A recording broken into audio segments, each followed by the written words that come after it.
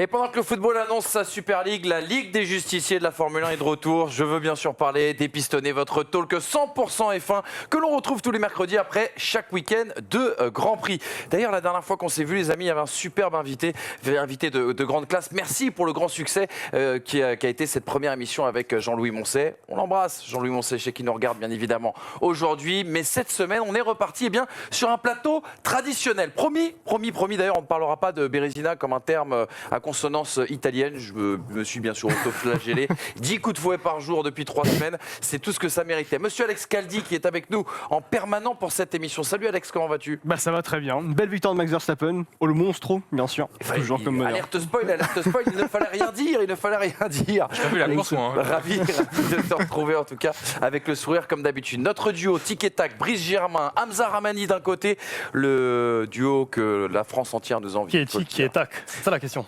Ça, on le saura à la fin de l'émission. Moi, je suis toc, par contre, je suis vraiment toc. Ça va, les gars ? Ouais, bah écoute, on commence à mieux s'entendre avec Hamza, c'est bizarre. Je sais pas si ça va être une bonne saison du coup. Je préférais avant.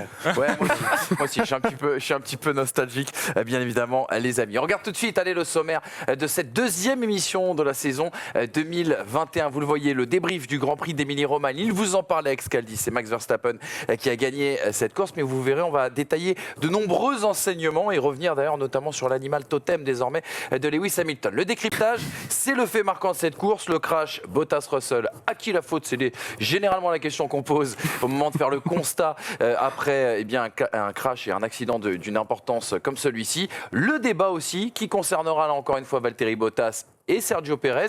Lequel de ces deux garçons coûtera le titre constructeur à son équipe ? Oui, la question est volontairement un peu provoque, mais je pense que c'est un sujet qui va nous tenir en haleine un petit peu tout au long de cette saison. Et puis à la fin, on conclut comme d'habitude avec un quiz de grande qualité, mais ça, pas besoin de le préciser, vous le savez déjà. Premier sujet, les amis, c'était l'actualité, c'était un peu la news de ce week-end, le traditionnel tour de chauffe avec l'annonce d'un Grand Prix du côté de Miami en 2022. Il y aura 2 Grands Prix des États-Unis en 2022. Regardez avec ce tableau, Liberty Media qui travaillait sur ce dossier depuis déjà 3 ans. Cette nouvelle date devra intervenir au second trimestre 2022. Alors quelques éléments concernant ce circuit. Il sera tracé autour bien sûr du Hard Rock Stadium. 19 virages sur 5 km 41. Et cette phrase de Stefano Domenicali, nous voulions absolument assurer le spectacle. Les amis, votre avis un petit peu sur cette annonce. Est-ce que vous êtes hypés ou absolument pas ? Le spectacle, c'est les palmiers, c'est quoi ? C'est ce qui se passe autour ? Sans doute. Parce qu'un parking... Le circuit aussi, apparemment, ils ont testé 32 configurations ils simulaient 32 configurations. Ouais, mais 32 configurations de parking finalement, non ? C'est vrai. Bon, ben voilà.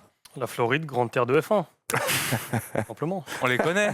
Non, ils sont pas contents. Hein. Oui, Miami quand même. Pisse froid. Non, mais voilà, un petit peu. C'est juste que la F1 essaie de se trouver un nouveau public, quoi qu'il arrive. Tu vas à Miami, tu retrouves bien sûr une certaine attractivité. Au-delà de tout ça, le tracé est relativement intéressant. Il faut aussi comprendre que bien sûr, si le Grand Prix arrivait cette année, avec les F1 modernes, ce serait une catastrophe. L'année prochaine, on aura la nouvelle ère de la F1 qui permettrait donc aux F1 de se suivre. Et sur un tracé comme celui-ci, on pourrait avoir quand même du beau spectacle. Certes, il y a cette histoire de parking, mais bien sûr, il y a tout le côté... C'est déjà problématique. Non, mais c'est problématique peut-être, mais ça ne sera pas de la manière de Sochi. On est quand même à Miami, c'est autre chose. Donc c'est le cadre qui définit le spectacle. Je vais te le dire, moi j'assume totalement. Je préfère aussi qu'on aille à Miami, qui est attractivement parlant, c'est quand même d'une autre manière que Sochi. Sochi a déjà fait ses preuves. Là, Miami, on tente quelque chose de nouveau. Preuve dans le mauvais sens, bien sûr. mais quand tu vas à Miami, là, tu trouves quelque chose de nouveau. Le tracé, quand on le regarde, il est quand même relativement intéressant. Il est sinueux, il y a des longues lignes droites. Quand on se souvient du premier tracé qui était sorti, qui a été critiqué par Lewis Hamilton, notamment en story Insta comme ça, en public, on s'en souvient. Là, aujourd'hui, on a un tracé qui est plutôt intéressant autour du Hard Rock Stadium. Moi, je suis clairement hypé. Qu'est-ce qui vous gêne le plus, les gars, puisque vous êtes contre ? C'est quoi ? C'est le tracé qui vient de nous être présenté, ou c'est plus le côté, on va avoir 2 Grands Prix aux États-Unis, à Miami, qui n'a pas il n'y a pas de culture F1 là-bas, il n'y a pas un aspect historique. Pour être honnête, 2 Grands Prix aux États-Unis, ça ne me dérange pas. D'accord. C'est un pays immense. Oui. Si on prend la superficie des États-Unis, la superficie de l'Europe, même si l'Europe en l'occurrence est le berceau de la F1, mais avoir 2 Grands Prix aux États-Unis, c'est pas ce qui me dérange. Par contre, effectivement, c'est pour retrouver un circuit en ville. C'est pour retrouver un circuit. Alors, soit il y aura comme à Sochi des dégagements immenses, ce sera un parking géant. On aura comme à Singapour des murs. Soit tu fais un vrai circuit automobile, et là, ça ne me pose pas de problème. Tu peux aller à Miami, tu peux aller où tu veux. Et là, en l'occurrence, c'est un circuit encore en ville. On sait très bien comment ça va se dérouler, à quoi ça va ressembler. C'est semi-permanent et urbain. d'ailleurs, au passage. Donc, ce sera pas Brice, t'as l'air vraiment hypé par Miami. Je te regarde en retour depuis tout à l'heure. Là, vraiment, c'est un truc. Champagne, quoi. Après, si les organisateurs du Grand Prix de Miami nous appellent, venez couvrir l'événement à Miami. J'adore Miami. On va pas cracher sur ça. Non, mais la vraie Les problématique. pistonnés numéro 1 sur la corruption, bien évidemment. Non, le truc qui me déçoit, mais après, je suis peut-être naïf, c'est que l'année dernière, on est revenu à la base, aux fondamentaux, avec certes le Covid, certes tous les promoteurs qui n'ont pas pu assumer leur promotion de Grand Prix, mais on a revu des trucs qu'on n'a plus vus depuis longtemps, quoi. Et on repart sur cette lubie du cash-is-king et ça me saoule. Ok, eh bien écoutez, on va arrêter là le sujet. Je pense que tout a été dit en tout cas. Il y a les pour, il y a les contre. Et vous, chez vous, n'hésitez pas bien sûr à commenter ce petit sujet. C'était la news de la semaine, le tour de chauffe traditionnel avant de lancer les hostilités dans les pistonnets. Les hostilités, on les lance tout de suite parce qu'il y a eu vraiment un Grand Prix ce week-end. Il n'était pas du côté de Miami, mais on va le débriefer tout de suite.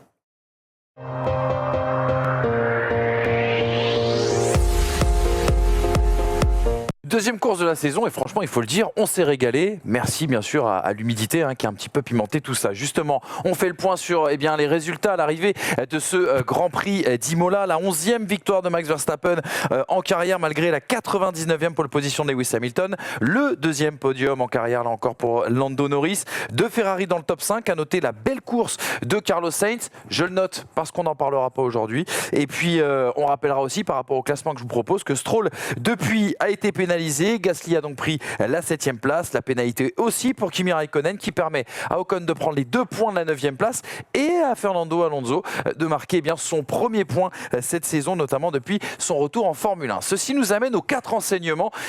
Suite à ce Grand Prix d'Émilie-Romagne 2021, on va commencer avec une formule qui risque de devenir célèbre aussi en Formule 1, cette fameuse chatte à Lewis, son animal de compagnie bien évidemment. Norris avec les meilleurs, Alpha Tauri s'est encore loupé et ça vous a pas forcément donné le sourire. Et puisqu'il s'est passé énormément de choses dans cette course, on conclura les 4 enseignements par le top flop des pistonnés. On part tout de suite sur la chatte à Lewis, s'il vous plaît, mesdames et messieurs, avec ce tableau. Quelle réussite pour Lewis Hamilton qui nous a pourtant offert des erreurs inhabituelles. Je pense à son contact au premier virage avec Max Verstappen où il est venu abîmer cet aileron avant. Je pense aussi bien évidemment à l'erreur au 31e tour du côté de Tosa où il est parti tout seul comme un grand, aller taper le mur et à nouveau abîmer son aileron. Mais ce qu'on retiendra forcément du côté des pistonnés, c'est cette réussite maximale. Le fait qu'il ait perdu cet aileron avant là, sur le premier virage, on l'a vu au ralenti, ces images de ce bout d'aileron qui, on va dire, frôle le pneu sans le toucher, il évite la crevaison. Le crash Bottas-Russell qui provoque ce drapeau rouge et qui lui permet un changement d'aileron gratuit. Le DRS autorisé au restart et cette remontée donc de la 9e à la 2e place. Regardez ce qu'il disait Lewis Hamilton à l'arrivée justement de cette course. Il était plutôt heureux. Il félicitait Max Verstappen qui a fait un boulot fantastique aujourd'hui. Il a été très solide. De mon côté, ce n'était pas la meilleure des journées. C'est la première fois que je fais une erreur depuis longtemps, mais je suis content d'avoir pu continuer pour ramener la voiture à l'arrivée aujourd'hui. Je ne suis qu'un être humain. L'homme qui a emprunté l'animal totem de Didier Deschamps quand on voit la course d'hier, est-il vraiment humain? Je vous repose cette question-là. Il n'y a pas de doute là-dessus, mais c'est... Alors, quand on n'est pas fan de Lewis Hamilton, ça doit être quand même sacrément agaçant. parce que, il fait quand même une course où il y a quand même tout pour qu'il termine 12, 13, 14. Il la ramène 2, c'est assez écœurant quand même. Mais après, encore une fois, c'est ce qu'on a toujours dit sur Mercedes et sur Lewis Hamilton. Quand ils sont pas bons, ils ramènent ces points-là. Et là, il faudra voir aussi si cette chatte à Lewis, elle dure toute la saison. Parce que des moments comme ça, il y en aura de plus en plus pour Lewis Hamilton parce qu'aujourd'hui, il se retrouve avec un adversaire qui est à sa hauteur et par conséquent qui va le pousser dans ses retranchements. L'erreur qu'il a faite à Tosa, il l'a faite parce qu'il était sous pression d'un changement de pneu réalisé par Red Bull, d'une stratégie qui le mettait en difficulté. Il l'aurait peut-être pas fait s'il avait 15 secondes d'avance comme à l'habitude l'année dernière sur Valtteri Bottas. Donc, aujourd'hui, peut-être on est dégoûté de voir que même quand il se passe ça, Lewis Hamilton arrive à rester devant au championnat et à marquer 19 points de la 2e place et du meilleur tour. Mais ça risque de ne pas être le cas à chaque fois et les fois vont se multiplier, je pense. Allez-y. Vous battez pas les gars. Non, mais P1, en fait, non, mais c'est ça. Et, on disait déjà il y a 3 semaines maintenant, Hamilton en crise, c'est relatif. Il fait P1, P2. Il est en tête du championnat alors qu'on a l'impression que Verstappen réalise le meilleur début de saison de sa carrière et qu'il est en feu. Après, sur le départ, par rapport au tableau, je trouve pas. Enfin, c'est un incident de course, il n'y a pas d'erreur manifeste de Lewis Hamilton. Sur son erreur à Tosa, là, c'est un autre point qu'il faudrait soulever. Quand tu dépasses un retardataire, notamment sur les pistes comme ça, ou les pistes changeantes, est-ce que c'est au retardataire de rester sur la ligne de course, ou est-ce au retardataire de se déplacer, quitte à aller sur la zone mouillée, en l'occurrence pour Imola, parce que c'est ce qui provoque, mine de rien, cet accident. Après, Lewis n'en a pas trop parlé, mais oui, après, on va pas se répéter, de toute façon, Lewis Hamilton, il score même quand il est mauvais. Mais la chose qui m'impressionne le plus, c'est cet aspect où aujourd'hui Mercedes a clairement une plus mauvaise voiture par rapport à Red Bull. Et d'habitude, même la Mercedes en paquet, dans le peloton, n'arrive pas à remonter. On l'a vu avec Bottas, même ne serait-ce qu'à Imola. On l'a vu avant avec Bottas autre part dans d'autres circonstances. Hamilton aussi, quand il était dans le peloton, il n'arrivait pas à remonter. Là, aujourd'hui, à Imola, c'est ça qui m'a le plus impressionné, c'est qu'on a pu voir un Lewis Hamilton qui remontait avec une voiture dont le packaging n'est pas du tout adapté à cette nouvelle réglementation et a toujours autant persévéré, performé, même si le truc aussi qui a frappé, c'est qu'on a vu un Hamilton qui a clairement manqué de lucidité. Et pour lui, en tout cas, le voir ainsi, c'est ça qui m'a aussi clairement étonné, mais le voir aussi remonter, avoir cette persévérance, capable de faire le plus, mais avec le moins, pour essayer de faire durer ses pneumatiques dans des conditions qui sont ultra changeantes. C'était ultra compliqué de faire chauffer ses pneumatiques, et le voir remonter et terminer deuxième, bien sûr, il y a un côté écœurant, mais il y a carrément un côté où tu es fasciné en te disant... Ce gars a quand même réussi, après être passé par tous les états durant ce Grand Prix, à terminer deuxième de ce Grand Prix, en disant même que Mercedes est toujours en crise aujourd'hui. Mais quand tu vois aujourd'hui Lewis Hamilton, je crois que Mercedes est quand même bien loti. Ouais, la réussite même en qualif, parce que tu te retrouves... Bien sûr. Là aussi, c'est ce que tu disais, Mercedes n'a pas forcément aujourd'hui la meilleure voiture. Et tu te retrouves avec une pole position, parce que Perez fait une petite erreur dans le dernier virage, Norris. parce que Verstappen fait une... Alors Norris, je ne sais pas s'il aurait pu envisager une pole. Purple sector dans les deux premiers secteurs. On ne sait jamais, effectivement. Et puis Verstappen, son erreur qui lui coûte quoi, 1/2 dixième dès le virage 3 jusqu'au virage 4, parce qu'il est en perte de vitesse par rapport à Perez quand tu prends les télémétries. C'est juste un tout petit peu chez Perez, un tout petit peu chez Verstappen, un tout petit peu chez Norris. Et ben, ce tout petit peu, à chaque fois, ça lui offre la pole. Je ne sais même pas si lui en est responsable. Et je trouve ça dingue que même dans ce type de situation, tout lui sourit. Et puis, attends, tout le monde fait une petite erreur. Ok, lui, il en fait une énorme quand même. Hein. Enfin, il reste 1 minute 20 dans un bac à gravier, il passe la marche arrière. On est sur un créneau. Tu vois, quand tu vois, quand tu as des ingénieurs qui se battent pour gagner des millièmes de seconde avec un aileron avant et que lui, il reste 1 minute 20 dans un bac à gravier et qui fait deuxième, tu te dis, bon, laissons-le faire maintenant. Il peut rien lui arriver. Donc, au moment où il y a ce drapeau rouge-là, là où il est fort et là où en fait on n'a pas le droit entre guillemets de dire la chatte à Lewis, même s'il y a l'énorme chatte. C'est toi qui as trouvé le titre, je tiens à le signaler. Non mais en fait il y a une énorme chatte dans le scénario, Bien mais sûr. derrière en fait l'opportunité il faut la réussir parce que personnellement moi quand il est 9ème au moment de repartir, pour tout vous dire, j'étais avec une de mes amies qui est fan de Max Verstappen et elle était là, et ben voilà, il va gagner. Je fais attends, calme-toi, on a Imola, il est 9ème, devant il y a les McLaren, ils sont pas si simples à doubler que ça. Il y a Perez, ça va bien se passer. Compliqué de doubler sur... 30 tours derrière, il est 2ème. Bah là, en 30 tours, il nous a réimpressionnés. Et il a refait, il a gommé l'erreur qu'il a faite. Donc il n'y a pas que de la chatte quand même, c'est de la 9ème place, aller chercher la 2ème, c'est incroyable ce qu'il a fait. Surtout qu'on va pondérer, puisque pas au même moment, mais juste après qu'il sorte, son coéquipier Valtteri Bottas était à la lutte avec une Williams à ce moment-là. Donc il allait prendre un tour aussi à Valtteri Bottas. Et qui est resté bloqué derrière Stroll toute la course, Bottas. C'est-à-dire qu'on avait quand même l'image de cette Mercedes qui était en lutte avec une Aston Martin et une Williams et qui ne gagnait pas de position. Il était 8ème au départ, il s'est retrouvé 10ème après et il n'a pas bougé de ces places-là qui ne sont pas des places d'honneur pour Mercedes, mais des places humiliantes pour Mercedes. Donc on pouvait s'attendre à ce que Hamilton reste bloqué là. Tu parles. Et puis ce type de course va aussi aider et contribuer parce qu'il y en a beaucoup qui pensent que Lewis Hamilton, est-ce qu'il est grâce à Mercedes parce qu'il a la meilleure voiture. Ce type de course, ça aide aussi à montrer qui est Lewis Hamilton par rapport à tout ce qu'il a apporté et tout ce qu'il a remporté en F1. C'est pas que la voiture, c'est aussi le pilote. Le Britannique Lewis Hamilton qui a croisé l'un de ses compatriotes sur la piste et ça donnait augure d'ailleurs à une très belle bataille. C'est bien sûr Lando Norris qui est le deuxième enseignement de ce débrief du Grand Prix d'Imola. Lando Norris, la revanche après la déception de samedi. Vous avez commencé bien sûr à en parler avec ce temps annulé en qualification, un temps qui aurait dû lui permettre de partir depuis beaucoup plus haut sur la grille. Départ manqué en plus puisqu'il perd 2 places au premier virage. Des choix stratégiques payants puisqu'il part en intermédiaire dès le départ, ce qui va lui permettre d'avoir un plutôt gros rythme sur son premier relais. Et il passe les tendres surtout après le drapeau rouge, qui lui permet de faire des dépassements et sur Pérez en première partie de course et sur Leclerc sur son deuxième relais. Sa bataille avec Verstappen puis Hamilton. Alors je dis sa bataille, c'est plus de la résistance on va dire, puisqu'il s'est pas mal accroché avec Verstappen avant de devoir lâcher bien sûr pour gérer ses pneus. Et puis avec Hamilton, il lui a pas facilité non plus complètement la tâche. Son deuxième podium aux carrières à l'arrivée et surtout ce titre honorifique de pilote du jour. Et puis surtout le deuxième enseignement sous-jacent en tout cas avec Lando Norris, c'est qu'il inflige une nouvelle claque à son coéquipier. On sait que Ricciardo a été sommé de le laisser passer en début de course parce que Norris avait un meilleur rythme.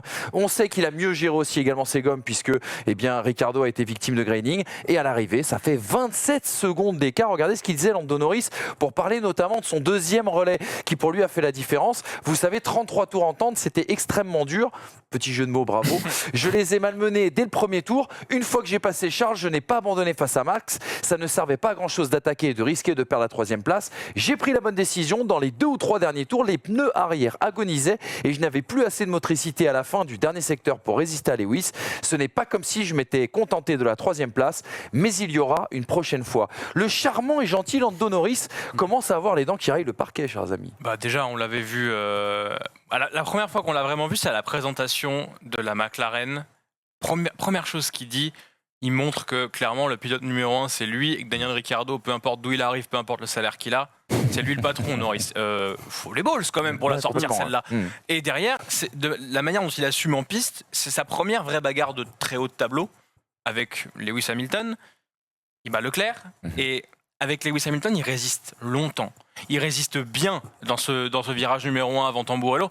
Il résiste très bien, il se met milieu de piste et il fait pas n'importe quoi. C'est-à-dire qu'il a pas ni la résistance excessive, ni ce respect un petit peu trop policé il y a le champion du monde derrière moi. Il a fait ce qu'il avait à faire avec son matériel et ça fait preuve d'une grande maturité que certains n'ont pas au moment où ils arrivent vers ces places-là. Ouais, il était très propre. Très propre. Et effectivement, mine de rien, c'est l'une de ses premières, peut-être même sa première bataille, tout devant avec Lewis Hamilton, avec Charles Leclerc, etc. Et ce qui m'a marqué, moi, sur ce week-end, c'est, je trouve frappant, notamment sur les caméras embarquées, j'ai une impression de confiance. Il a une énorme confiance en sa voiture. Sur les sorties de virage, il accélère, je trouve, assez tôt. Enfin, Lando Norris, sur ce week-end, très honnêtement, il m'a bluffé. Je ne m'attendais pas forcément à le trouver à ce niveau. Même si la McLaren, par rapport à ce moteur Mercedes, il n'y a pas de souci. Mais Norris, honnêtement, je ne m'attendais pas à le voir aussi performant d'entrée. Maintenant, il va falloir qu'il confirme sur toute la saison. C'est la régularité aussi qui fait les grands champions et les grands pilotes. Il est encore jeune, Lando Norris, c'est sa, je crois, 3e saison en F1. Ouais. Mais voilà, moi, il y a juste un tout petit point noir sur sa stratégie en fin de course. Est-ce qu'il n'aurait pas pu garder Charles Leclerc dans la zone DRS pour se protéger de Lewis Hamilton ? Est-ce que c'était vraiment un risque ? Je ne sais pas. Honnêtement, je ne sais pas. Quand tu vois là, on voit que Ferrari a du mal en ligne droite par rapport justement au bloc Mercedes. Il n'aurait pas pu essayer. Peut-être un petit manque de vis, mais sinon, il a été parfait. Je trouve que son week-end est parfait. Le week-end en général, ouais, c'est exactement ça. Parce que, à contrario, Ricciardo, catastrophe. Et c'est quand même. Bon, tu disais justement avec Ricciardo qui arrive et Norris qui dit clairement c'est moi le patron, en fait. Multiple vainqueur de Grand Prix, Ricciardo, qui se battait pour le titre de champion du monde avec Red Bull. Et il arrive et il ose dire ça à Ricciardo. Et sur ce week-end-là, on somme à Ricciardo, lui, de clairement, laisse passer Lando, il a un meilleur rythme que toi et tout. Ravaler sa fierté là derrière Ricciardo, qui se met au profit de l'équipe. Et la performance de Lando Norris aujourd'hui, c'est un peu à l'image de McLaren aujourd'hui. C'est dans la solidarité et dans l'effort pour justement reconstruire cette équipe McLaren. Et En fait, à chaque podium, t'as presque envie de dire que McLaren s'impose. Il y a une certaine victoire personnelle pour McLaren. Et là, ce qui se passe aujourd'hui avec Lando Norris, c'est que c'est à l'image de McLaren et que Lando Norris est sûrement arrivé chez McLaren au bon moment et au meilleur moment et au bon endroit. Et ça se confirme encore aujourd'hui avec ce podium. Ce qui est assez affolant, c'est que, tu l'as dit, c'est Daniel Ricciardo, le pilote d'expérience dans cette écurie. Et quand on fait les comptes à la fin de ce week-end, on sait que la Formule 1 est un sport de gestion, d'économie aussi également des éléments qui composent la voiture. Et c'est Lando Norris qui a parfaitement géré ses pneus, là où Ricciardo s'est complètement planté encore ce week-end. Mais Tu s'est planté ou est-ce qu'il est encore en apprentissage? Je sais pas. Oui, voilà, C'est Carlos je pense. Sainz. C'est Carlos Sainz qui disait ça après, je crois, c'était après la qualif. Imola, c'est un circuit vachement compliqué, justement, quand tu es un nouveau pilote au sein d'une écurie, que tu n'as pas encore confiance en ta voiture, que tu cherches encore ta limite. Bah, Imola, c'est vachement compliqué. Et il disait que si tu prenais les résultats d'Alonso en qualif, de Sébastien Vettel en qualif, de Carlos Sainz en qualif, donc Ricciardo qui termine devant Norris, mais sur l'ensemble du week-end, Norris, il a pulvérisé Ricciardo. Tous les pilotes qui arrivent au sein d'une nouvelle équipe, Sergio Pérez, pareil. Après, bon, lui, il a Verstappen. Mais tous les pilotes qui arrivent au sein d'une nouvelle équipe ont été battus, ont été mis en difficulté par leurs coéquipiers qui, eux, connaissent la voiture. Donc, je pense qu'il y a aussi cet aspect à prendre en compte sur le tracé d'Imola. je précise que Imola est un circuit de rythme. C'est un circuit où en fait on n'est pas performant si on n'a pas le rythme. Et du coup, ça veut dire d'avoir confiance en sa voiture dans tous les virages, sa souplesse, sa rigidité, la manière dont elle monte sur les vireurs et tout ça. Et comme l'a dit Hamza, tous les pilotes qui viennent d'arriver sont derrière. Et aujourd'hui, il faut considérer avec ces voitures-là leur complexité, leur spécificité, que le pilote d'expérience chez Aston Martin, c'est Stroll. Le pilote d'expérience chez Alpine, c'est Ocon. Le pilote d'expérience chez Ferrari, c'est Leclerc, parce qu'ils ont l'expérience de cette voiture. Et tant qu'on est sur les premiers Grands Prix, Ça prendra du temps. on va devoir garder cette image-là. Par contre, ce qui est impressionnant, c'est vraiment le rythme de Norris. Au moment où il passe Ricciardo, il lui colle 5 secondes en deux tours. Alors, entre le call, le move de Ricciardo pour se mettre de côté et les secondes qu'il a mis, il n'y a pas passé grand moment. Enfin, Norris, il n'a pas eu besoin de beaucoup d'adaptation. Donc chapeau à lui. Dithyrambique sur Lando Norris, mais déçu pour Alpha Tauri qui était un peu la sensation du côté de Bahreïn. Le rythme là pour le coup était encore bien présent du côté d'Imola, mais à l'arrivée c'est trop peu de points. Le pari raté déjà de Pierre Gasly, le choix catastrophique des pneus pluie au départ. On sait qu'il passe de la P5 à la dernière place en seulement un tiers de course. La remontée après le restart jusqu'à la 8e place, preuve justement de ce rythme assez impressionnant d'Alpha Tauri, et cette pénalité de Lance Stroll qui lui permet d'accrocher la P7 au final. Et puis du côté de son coéquipier, Yuki Tsunoda, trop d'erreurs, l'accident bien sûr en qualification qui l'oblige à partir de la dernière place, un bon rythme jusqu'au drapeau rouge, mais ce tête à queue au restart qui ruine ses espoirs de top 10. Pas de points pour Yuki Tsunoda. Les amis, regardez ce que disait justement Jody Egginton, le directeur technique d'Alpha Tauri. Bien que nous ayons marqué quelques points avec Pierre, nous devons être honnêtes et dire que nous sommes rendus la vie difficile. Nous n'avons pas marqué les points que la voiture était capable de le faire ce week-end. Toute l'équipe est déçue. Vous aussi, vous êtes déçus autour de ce plateau. Ouais, il y a 2 pilotes qui ont fait le pari des wets. 2. Non, 4. Mais il y en a 2 qu'on compte pas. Ouais. Mais il y a 2 qu'on compte pas, c'est les As. Il y a Ocon et Gasly. Ocon, changement de pneu, premier tour. Gasly, 14. On l'a laissé 14 tours avec ses wets. Il s'est effondré d'un coup en plus. Il s'est effondré d'un coup en plus. Oui, et il prend 2 secondes et demie au tour. 2 secondes et demie fois 14, je fais sur le calcul, ça fait 29. 29 2 secondes et demie au début. Ouais, parce que à partir du tour 10, il perd 10 secondes sur Verstappen, 8 secondes sur Leclerc. C'est tout. Et sur le dernier tour avant son entrée en centre, il perd, je crois, 13 secondes sur Verstappen et 11 sur Leclerc et Norris. Tu mets quand même ce temps-là à te rendre compte de l'erreur. C'est dramatique. Et derrière, heureusement qu'il y a le drapeau rouge, sinon Gasly ne remonte jamais. Donc oui, enfin, à quoi bon pondre une si bonne voiture si on a une écurie qui est si fébrile dans ces moments-là pour prendre des stratégies et faire les bons calls au bon moment. Là, on a affaire un petit peu au syndrome qu'on avait l'année dernière de Racing Point. C'est d'avoir une voiture très performante, mais qui ne sait pas la gérer aux places où elle doit être, en fait, finalement. On a un Tsunoda qui est inexpérimenté, il faut lui laisser le temps, mais qui fait ces erreurs-là et qui ne ramène pas les points qu'il faut en ce week-end-là. Et il faut une remontée incroyable de Gasly pour aller choper des points. C'est-à-dire que Gasly, il a remonté 8 positions en 10 tours. C'est énorme sur Imola. Il y a le DRS, le tracé a changé, certes, mais c'est énorme quand même. Donc aujourd'hui, l'AlphaTauri, elle a fait une course pendant 10 tours. Il faut imaginer ce qu'elle ferait pendant 60, mais en attendant, il n'aligne pas ces 60 tours. C'est vrai que le contraste, il est violent par rapport à l'an dernier. Quand on voit que AlphaTauri, c'était l'écurie de l'opportunisme, c'est l'inverse. Clairement, une victoire à Monza et plein de points pris lorsqu'il y avait des opportunités. Et là, 2 courses. à Gasly à Bahreïn qui tape Ricciardo. Tu as là aussi le pari complètement raté au niveau de la stratégie pour Gasly et Tsunoda qui se loupe plusieurs fois. Tsunoda qui... Alors, petit point favorable du côté de Tsunoda parce que quand même, il tente un dépassement au restart sur Lewis Hamilton quand même. Hein. Il le tente quand même. Hein. Bon, il le loupe, mais il l'a tenté. Hein. Il n'y a rien à faire. Il s'était devant, il le tente. Hein. Mais bon, il s'est loupé derrière. Bon, déjà, c'est un bon point, c'est qu'il ose y aller. Mais bon, il a tenté plusieurs choses. Les qualifications, ça a été un désastre malheureusement pour AlphaTauri, alors qu'il y avait clairement une opportunité, notamment au niveau du moteur Honda, qui est plus petit, meilleure adaptabilité dans la voiture, mais qui est plus performant, même si ça manque un peu de fiabilité, mais beaucoup plus performant en termes de vitesse. Donc c'est ça que déjà c'est une chose énorme à prendre en compte pour AlphaTauri, et aussi le châssis qui est bien né, et voir que les pilotes et aussi au niveau de la stratégie ça se foire un petit peu, c'est un peu dommageable, et j'espère que du côté de Portimao pour le prochain Grand Prix au Portugal, oui bon c'est bon Portimao. Je te passe mourir. Il n'a même pas besoin de parler. Ça suffit. Hein. C'est ça le charisme. Ah bah ça c'est la marque des grands ça. Hein. J'espère qu'au Portugal ça ira mieux et qu'on aura compris qu'au niveau de la stratégie là tout se sera réglé. Mais bon là les points faut vite qu'ils se prennent parce qu'on s'attendait à avoir une AlphaTauri se battre presque pour le top 4, top 3. Là on est quand même à l'arrière du peloton. C'est rageant de les voir là. Ouais. Quand tu vois le rythme qu'ils ont aux essais libres en qualif, honnêtement, ils ont 33 points de retard déjà sur McLaren après 2 courses. Alors ça peut aller très très vite, hein, comme dans l'autre. Mais... Alors que la voiture, elle est régale. Après, c'est ce qu'on disait déjà la saison dernière avec Racing Point, c'est qu'en fait, AlphaTauri, comme ils ne sont pas habitués à jouer ou à ce qu'on les attende à ce niveau-là, du coup, il y a aussi un apprentissage non seulement des pilotes, mais aussi de la structure et des hommes chez AlphaTauri. Gérer cette nouvelle pression, quoi, entre guillemets. Ça prendra peut-être un peu de temps. Mais c'est regrettable parce que sincèrement, sur ce début de saison, ils ont clairement le potentiel à mes yeux pour se battre avec des McLaren. Et ce qui est aussi agaçant, c'est que les 2 pilotes ont fait des erreurs sur les 2 courses. Alors soit les pilotes, soit les mauvais calls, mais ça a touché les 2 pilotes à chaque fois. Tsunoda à Bahreïn, c'est la Q2. On l'envoie en médium en Q2. Là, malheureusement, il fracasse sa voiture en qualif. Il y a des petites erreurs. Ouais, le tête à queue après le restart alors qu'il est en soft. Gasly, il y a eu cet accrochage avec Ricciardo à Bahreïn.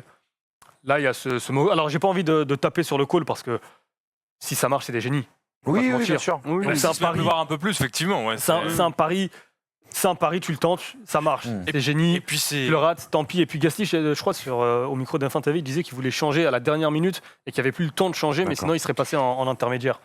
Mais tu tentes, c'est pas grave. Après, effectivement, c'est le temps de réaction qui, à mes yeux, est trop long. Est-ce qu'il s'attendait à ce que la piste ça sèche rapidement pour passer directement en slick? Ça a pris quand même vachement de temps. Est-ce que tu tentes un coup quand tu pars d'aussi haut? Est-ce qu'à l'époque où tu partais peut-être en deuxième partie de grille, tu pouvais pas te permettre plus de comment dirais-je de panache que ça? Est-ce que là, justement, la situation a changé pour AlphaTauri? Est-ce que mentalement, il va falloir peut-être se raisonner un petit peu plus? Si tu le tentes et que ça marche, tu peux te retrouver à jouer avec Verstappen devant. C'est la marque de 3 fabrique aussi. Hein. C'est pour ça qu'on a retrouvé des 4 deuxièmes en Allemagne 2019. C'est pour ça qu'on a retrouvé Gasly au Brésil. C'est leur marque de fabrique. Et les mauvais calls, ils en ont fait des paquets. Sauf qu'à l'époque, quand tu es à la 15e place et qu'il y a un mauvais call, tu n'en parles pas, tu le vois pas. C'est vrai. Là, tu le vois vraiment. Parce que déjà, les Français, on est comme ça sur Gasly depuis qu'il a gagné. C'est logique. Forcément, on a une attente. Et puis derrière, AlphaTauri, aujourd'hui, ils fournissent la voiture qui peut permettre de répondre à ces attentes-là. Donc évidemment que les mauvais calls, ils ont beaucoup plus d'importance aujourd'hui. Ils ont beaucoup plus d'importance que les bons en auraient. Donc maintenant, en fait, il s'agit de moins faire de mauvais calls plus que de faire de bons calls en fait. Donc aujourd'hui, peut-être qu'AlphaTauri doit reviser sa stratégie, sa manière de voir les choses, d'opportunisme, pour aller assurer ce que leur voiture peut leur assurer. C'est peut-être ça aujourd'hui la manière de prendre des points chez AlphaTauri. Ce qu'elle peut assurer, c'est du top 5 régulier. Et oui. Pour le moment, c'est du top 5 régulier. Et l'enseignement sous-jacent, encore une fois, de ce 3e enseignement du Grand Prix d'Imola, les amis, pour ceux qui découvriraient la Formule 1, il ne suffit pas d'avoir une très bonne voiture pour marquer des points. Encore l'exemple, bien sûr, avec AlphaTauri, vous l'aviez dit. On en a parlé l'an dernier. Sinon, la saison dernière, Lance Stroll, il joue championnat, non? Oui, sinon. Normalement. Oui. T'en penses? Oui, bien sûr. Il finit combien? Très loin. Oui, ne rentre pas dans son jeu. Rentre l'indifférence parfois. Une pole sur un Grand Prix. Le 4e enseignement, les amis, on va aller vite parce qu'il y a beaucoup de choses à dire. Dans cette course, il y avait énormément de choses à dire. Du coup, on est parti sur un top flop. Alex va nous parler de Ocon et de Alpine. Il y aura un coup de gueule de Brice et c'est Hamza qui se collera sur le flop. On commence avec toi, mon cher Alex. Les premiers points d'Ocon qui a dominé Fernando Alonso. Le premier point de l'Espagnol, double champion du monde. Vive la France. Tout simplement. Vive la France. Parce que, Merci Alex. Voilà. Merci à Hamza. non mais clairement, dans l'ensemble, en fait, le week-end d'Ocon est très solide. Par rapport à ce qui a pu se passer du côté de Bahreïn, la remontada d'une certaine manière dans la performance et la prise de confiance après un premier Grand Prix raté. Là, clairement, sur un circuit comme Imola, qui est un circuit qui est très difficile, où il faut avoir une énorme confiance en sa monoplace, quand on a vu que par exemple à Bahreïn, la voiture était capricieuse. Il y a des upgrades qui sont arrivés sur l'Alpine et à Ocon qui est justement en cours dans des conditions ultra physiques, compliquées, les conditions qui sont changeantes sur la piste. Il réussit à sauver l'honneur, ne serait-ce que déjà en qualification, parce que Alonso, il est nulle part. Et en course, derrière, il arrive à être solide et à terminer dans les points. Contrairement à Fernando Alonso, il termine dans les points, mais il était nulle part en qualification. Et on a vu un Fernando Alonso dans les déclarations qui disait « J'apprends, je continue à apprendre », comme s'il venait d'arriver en Formule 1. Bon, c'est un peu le cas. C'est un peu le cas. T'as un peu Mais mauvaise bon, foi comme moi. Non, mais t'es sérieux? Il vient pas t'arriver. Non mais attendez, pause. Donc là, je peux intervenir? Oui, je t'en prie. Non mais attends, on parle d'un pilote qui était 2 ans en vacances. Oui. Enfin, en vacances au Dakar, aux États-Unis, mais vous m'avez compris. Et aujourd'hui, il arrive en F1, il découvre une nouvelle F1, avec, sachant qu'il traînait une charrette pendant je sais pas combien d'années chez McLaren. Ça va être le cas encore cette année. Hein. Ça doit lui rappeler des souvenirs. Pardon, tu peux pas dire ça. Non, mais C'est de la mauvaise foi. Il débute pas. Non mais il débute pas, mais il découvre. On fera un débat Alonso, les gars. Ouais, bah vous savez oui. qu'on l'aime beaucoup, Fernando Alonso. On fera dans pas cette qu'on soit à côté, émission. par contre. Et voilà, on essaie de mettre un mur, cette fois-ci, pas un plexi, mais un vrai mur entre vous deux. 27 Grands Prix que Fernando Alonso ne s'était pas fait taper par son coéquipier en qualification. Le coup de gueule du week-end, il est pour Monsieur Brice Germain. Attention, on avait de bons amis à la FOM et à la FIA avant le début de cette émission. Ça ne devrait ne plus être le cas maintenant. J'en ai marre, mais alors marre de cette mouvance permanente des règles. Il n'y a pas un Grand Prix qui se passe sans qu'il y ait des notes qui arrivent de tous les côtés. Je me demande si Michael Masi n'est pas payé à la note, tellement ça arrive dans tous les sens. Un coup, on a le droit d'aller au large là, un coup, c'est les lignes vert, blanc, rouge, un coup, c'est le caillou à droite qu'il faut respecter, un coup, il ne faut pas dépasser la marmotte. Et c'est quoi ça? Au bout d'un moment, mettez des vraies limites de piste qui soient globales et surtout sur une règle qui tient toute la saison en fait. Pas un truc qui est sur chaque Grand Prix un petit peu différent, machin. Ou alors, let them race, c'est-à-dire que si ils ont besoin d'aller au large et qu'ils ont envie d'aller au large, laissez-les aller. Au bout d'un moment, ils prendront un mur. Donc, au bout d'un moment, laissez faire comme ça doit être. C'est de la course. C'est pas un jeu de ligne, c'est pas un jeu de VAR, c'est pas un jeu de goal line technologie. Au bout d'un moment, moi, j'en ai marre de voir un temps qui passe, de me dire, waouh, quel temps incroyable. Attends, parce que il va peut-être être annulé. Et hop, il est annulé. J'en ai marre de voir ça. Au bout d'un moment, quand je vois un temps passer, je me dis, waouh, une 13-4, incroyable, terminé. Une 13-4, il est validé. Ça me saoule de voir ça. C'est vraiment mais insupportable de se dire qu'il faut attendre encore, de savoir si ça va passer Ça casse ou non. l'émotion, quoi. Mais oui, exactement. Et le truc, le combo, le magnifique en course, Sur Tsunoda. la Garonne. Le Tsunoda, pompon sur la exact, Garonne. ouais, j'ai pas encore 73 ans, mais ça va arriver. Ça va venir vite, tu vas voir. Tsunoda temps annulé en course. Et ils mettent note Tsunoda, je sais pas quel temps il a fait, le temps annulé. Super, qu'est-ce qu'on s'en branle? Arrêtez, s'il vous plaît. C'est trop. Comme ça, à toi. Non, mais c'est intéressant ce que tu dis. Et on rappellera d'ailleurs qu'il y a des grosses critiques concernant la pénalité infligée aussi à Kimi Raikkonen, qui ne serait pas, voilà, qui serait une application, on va dire, des règles sur le papier, mais qui ferait fi un peu de l'esprit de la règle. On a évoqué le coup de cœur, on a évoqué le coup de gueule, le top, le coup de gueule. Évoquons le flop. Qui est le flop du week-end, mon cher Hamza? Pourtant, je sais qu'on va parler d'une écurie que tu as souvent vanté les mérites. Ah, Williams, c'est encore une occasion gâchée. C'est encore une occasion gâchée. Alors, on va commencer par... Enfin, pour les deux pilotes, d'ailleurs, c'est une excellente qualification. Déjà, je trouve que... Alors, c'est peut-être l'image de Williams très compliquée ces dernières années. De voir les deux Williams en Q2, c'est énorme. C'est un réel plaisir et c'est même une fierté de retrouver cette écurie historique, même s'il y a eu ce changement de propriétaires. Le rythme de la Williams, il est présent depuis maintenant plusieurs semaines, plusieurs mois. On disait il y a 2 ans maintenant, lors de l'émission Bilan, que Williams revenait tranquillement. Elles sont toujours sur cette pente ascendante. Il y a cette stratégie d'équipe aussi, avec cette monoplace qui a été bâtie pour briller sur certains circuits, parce qu'ils ont compris que faut marquer un point de plus que l'avant, enfin que du coup l'autre équipe. Faut marquer un point tout court. Par rapport à. Et on a vu plusieurs fois Latifi, Russell qui arrivaient à la 11e place et d'un coup d'un seul, je sais plus, c'était en Allemagne 2019. Oui, Kubica, c'est Kubica qui marquait juste un point et du coup qui permettait. Avec des classements de. Ouais, c'est ça. On peut comprendre donc c'est cette nouvelle stratégie. Mais maintenant, il faut scorer. Et sur ce type d'opportunité, tu ne peux pas te permettre de commettre des erreurs, en l'occurrence celle de Latifi. Alors, les conditions sont piégeuses, il n'y a pas de souci, et peut-être que tu ne vois pas bien sur tes rétroviseurs. Et je trouve ça regrettable de te retrouver dans le mur après cet accrochage avec Mazepin parce que tu ne le vois pas. Et de la même manière, alors je sais qu'on en parlera tout à l'heure de George Russell et de son accrochage avec Valtteri Bottas. Mais encore des regrets pour Russell à Imola, ça fait 2 fois en même pas 2 ans, même pas 1 an maintenant. Il faut vite scorer parce que les opportunités, ils en auront peut-être pas beaucoup. Mais comme tu l'as dit, on a l'impression que parmi les 3-4 Grands Prix où ils seraient susceptibles de marquer des points, on a l'impression qu'Imola était dans la liste au vu de leur performance en qualification. Merci les amis pour ces 4 renseignements, bien sûr, et ce débrief du Grand Prix d'Imola. On regarde quand même un petit coup d'œil au classement des pilotes. On n'est qu'à la 2e course, mais vous le voyez, devant, c'est très très serré entre Hamilton et Verstappen. Le point, bien sûr, du meilleur tour en course a permis à Hamilton de garder la tête du classement, mais pour voilà, une petite unité. Norris déjà 3e, Leclerc déjà positionné et Bottas et Pérez déjà un peu dans la sauce. On va en parler dans le débat, mais juste avant les amis, c'est l'heure d'évoquer le décryptage et de revenir sur le fait marquant de ce Grand Prix d'Imola 2021.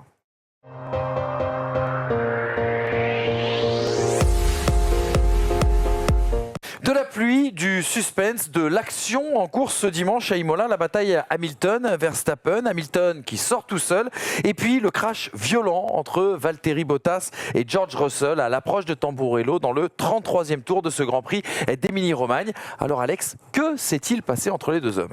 Crash très violent entre la Mercedes de Valtteri Bottas et la Williams bien sûr de George Russell. On est à la mi-course effectivement et vous le voyez ce crash qui est assez terrible. On a la mi-course, Bottas est quelque peu en perdition avec sa W12 pendant que Russell lui fait une course relativement intéressante avec sa Williams sur une piste détrempée hors trajectoire, et ça notez bien le hors trajectoire. On sort de Rivazza, voilà, à gauche la caméra de George Russell et à gauche pardon celle de Bottas et à droite celle de George Russell. On sort de Rivazza pour partir sur la ligne droite de départ arrêté, caméra embarquée avec les 2 pilotes. Un trio en bataille pour la 9e place. On a Bottas effectivement, Russell et juste derrière aussi on a Kimi Räikkönen avec son Alfa Romeo. Moins d'1 seconde d'écart entre Russell et Bottas. Le Britannique est donc dans la zone de DRS. Il revient donc à une très grande vitesse sur le Finlandais. On approche de Tamburello. Russell prend l'aspiration de Bottas. Le pilote Mercedes, c'est donc que Russell est en train de revenir. On arrive sur le premier virage du tracé, un léger virage à gauche qu'on prend complètement à fond. Il n'y a seulement qu'une seule trajectoire. Donc c'est là où les voitures passent et qui est quasiment asséchée. Il y a donc de la place sur ces trajectoires seulement pour une voiture, voire même légèrement un peu plus, même quasiment pas en vrai sur cette image, notamment avec l'exemple de Fernando Alonso au tour précédent justement au niveau de l'incident. On peut voir que c'est ultra mouillé à droite et légèrement aussi à gauche puisqu'on est avec le vibreur. Dans ce léger gauche, Bottas reste sur la trajectoire quand derrière Russell va tenter un dépassement à plus de 320 km/h avec le DRS ouvert, donc avec moins d'appui sur la Williams. Russell a donc clairement plus de vitesse, sort de l'aspiration, se décale pour amorcer son dépassement, mais à la corde du virage 1, Bottas lui reste dans la même trajectoire, il ne bouge pas et il va rester du coup dans la partie propre car à sa gauche c'est mouillé et à droite aussi un petit peu plus loin sur sa gauche c'est également mouillé, mais il laisse tout de même de la place à droite. Derrière après avec cette image on le voit, Russell va sur la partie droite mais dans la zone complètement trempée. La Williams touche la bande blanche à l'avant et à l'arrière, là bien sûr où c'est plus large au niveau des roues arrière, ça touche carrément l'herbe. La peinture sur le mouillé, ça glisse, très clairement, ça glisse littéralement, et quand tu vas aussi dans l'herbe qui plus est à 300 km/h, ça patine. George Russell perd complètement le contrôle de sa monoplace et rentre violemment dans Valtteri Bottas, et les deux terminent dans le bac à gravier de Tamburello. Autre fait important, c'est que les deux sortent sains et saufs, et c'est grâce au halo. C'est grâce au halo parce que le halo a permis de ne pas avoir la roue avant gauche dans le casque de Valtteri Bottas, et il a permis également à George Russell de ne pas recevoir en pleine tête plusieurs débris lourds de la Mercedes, dont même une partie des pneumatiques de la Mercedes. Alors Alex, dimanche soir, c'était d'ailleurs un rapport très attendu, la décision des commissaires de course concernant cet accrochage, quelles sanctions ont-ils pris ? Rappelons une règle, déjà. Rappelons une règle, tout simplement. L'article 27.4 du règlement sportif de la FIA, le voici. À aucun moment, une voiture doit être pilotée d'une manière inutilement lentement, d'une manière irrégulière ou d'une manière qui pourrait être considérée comme potentiellement dangereuse pour les autres pilotes. C'est pour ça, justement, que no free direction, pas de sanction donnée à l'un ou à l'autre, car effectivement, à aucun moment, une voiture ou l'autre voiture n'a fait de manière totalement imprévisible, n'a bougé de manière totalement imprévisible. Bottas ne se décale pas de façon irrégulière pour que Russell finisse finalement à la droite au niveau de l'herbe. Peut-être un tout léger décalage, mais pas de manœuvre irrégulière. Et au vu des conditions de la piste et au vu des conditions de la course, selon la direction de course, cela a été classé comme étant un incident de course. Alors ça, c'est pas tout à fait l'avis et des pilotes et bien sûr de Toto Wolff, directement impliqué par rapport à l'identité de ces deux garçons. C'est clair. Et oui, Russell sort direct de sa voiture juste après le crash pour aller demander à Bottas s'il essayait tout simplement de les tuer. Bottas lui a répondu par un bon petit doigt d'honneur des familles et a dit clairement après, je ne sais pas de quoi il se plaignait, c'est clairement de sa faute dont je n'étais pas content de lui. Et c'est comme ça. Deux pilotes qui prétendent bien sûr à l'un des deux baquets Mercedes l'an prochain, tous les deux dans leur dernière année de contrat. Et pour le patron de Mercedes et patron des deux pilotes, tout simplement Toto Wolff, la tentative de dépassement de Russell est littéralement à déplorer. L'action n'aurait pas dû se produire car George n'aurait jamais dû se lancer dans cette manœuvre, sachant que le circuit était en train de sécher. George a encore beaucoup à apprendre. Ouais, la réponse, merci beaucoup Alex, la réponse de Toto Wolff, est-ce de la communication? Est-ce qu'il fallait éteindre en tout cas le feu? Est-ce qu'il fallait venir surtout soutenir Valtteri Bottas? On va en parler en deuxième partie d'émission. Je voulais juste revenir avec vous deux sur cette phase incroyable quand George Russell va voir Valtteri Bottas. J'avoue que s'il avait sorti la boîte à marron, ça m'aurait encore plus régalé, je l'aurais encore plus aimé George Russell. On aurait fait une Piquet Salazar, ça aurait été beau. Non mais moi ce qui me fait rire c'est qu'il lui fait un fuck alors qu'il ne l'entend pas. Parce qu'on s'est trouvé, il lui dit excuse-moi mec. J'ai trouvé sexueux, il sait pas, il ne l'entend pas. Il dit, je pense qu'il l'a entendu. Même s'il dit que non, j'ose espérer qu'il l'a entendu pour réagir de cette manière. Mais regarde, sa tête elle est incroyable. Mais on dirait un tout petit enfant, Bottas. Regarde, on dirait vraiment un tout petit enfant qui regarde le grand papa. C'est que George Russell ne vient même pas voir s'il va bien Valtteri Bottas. Il vient direct. Ouais, c'est que Bottas, l'accident il est quand même assez violent. Russell il vient de voir, il fait, non, je vais te vrai direct. C'est vrai. Mais quand tu le vois sortir de la voiture aussi, tu te dis peut-être ça peut être grave parce que c'est vrai qu'à ce moment-là, on n'a pas de nouvelles de Bottas, on le voit foncer sur la voiture, on se dit qu'est-ce qu'il va faire? Il va prendre des nouvelles et puis non, finalement c'était... En tout cas, deux coéquipiers modèles de Lewis Hamilton qui le remettent en selle avec ce drapeau rouge. Il n'aurait jamais fait deuxième sans ça. Bravo George, bravo Valtteri. Il n'y a que comme ça que Mercedes aurait pu prendre des points. Tu sais ce que dit la théorie du complot sur cette affaire? On n'est pas là pour répéter ce genre de... Junior, on te salue. On n'est pas là pour répéter un petit peu les bêtises. On a parlé du cas Valtteri Bottas, peut-être mis sous pression par George Russell. On va évoquer aussi le cas de Sergio Pérez qui n'a pas ramené le point. Les deux seconds couteaux des deux plus grandes écuries du plateau n'ont pas fait le job, en tout cas d'un point de vue comptable. On en parle tout de suite dans le débat.